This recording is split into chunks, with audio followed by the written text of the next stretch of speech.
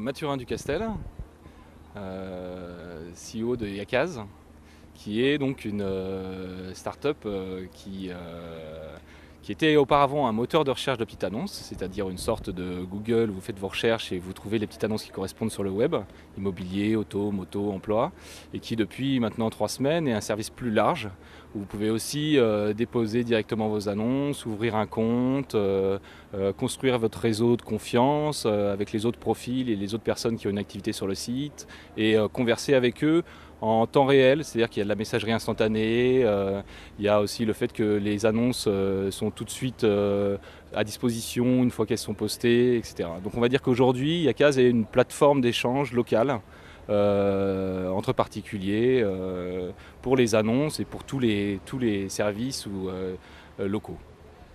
Qu'est-ce qui différencie Yakaz de Facebook, Yahoo Answer ou Le Bon Coin? Alors là, vous me citez plusieurs sites qui sont assez différents et je dirais qu'en fait, Yakaz est effectivement au confluent de l'ensemble de ces services. C'est-à-dire que par rapport à Le Bon Coin, on va dire des services d'annonce assez classiques. Je pense que c'est toutes les fonctionnalités sociales et de communication, comme la messagerie instantanée, encore une fois, comme la possibilité de naviguer avec la carte. Donc on a construit une carte interactive, la possibilité de construire son réseau de confiance. Ça nous différencie beaucoup d'un Le Bon Coin, même si in fine c'est effectivement un contenu local d'annonce.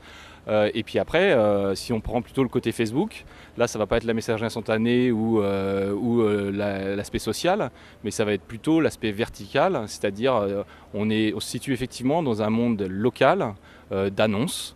Là où sur Facebook, on va échanger avec ses amis qui peuvent être à l'autre bout du monde et puis parler de tout et de rien.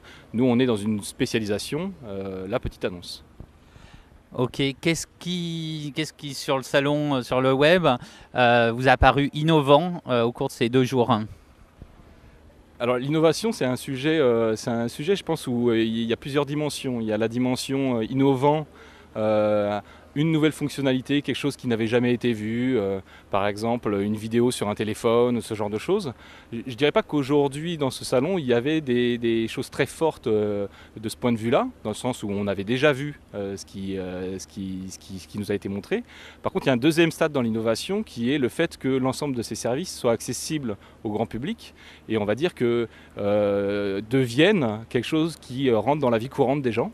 Et là, pour le coup, on a vu des choses, notamment Google présentant son nouveau téléphone avec la carte 3D, les bâtiments qui apparaissent sur les cartes, où là, on est dans l'innovation, non pas dans le sens où c'est quelque chose qui n'existait pas avant, parce qu'on connaissait déjà les cartes 3D et le téléphone avec les cartes, mais que tous ces ensembles d'innovations qui arrivent dans un produit font que finalement, on a un effet fort pour le grand public demain.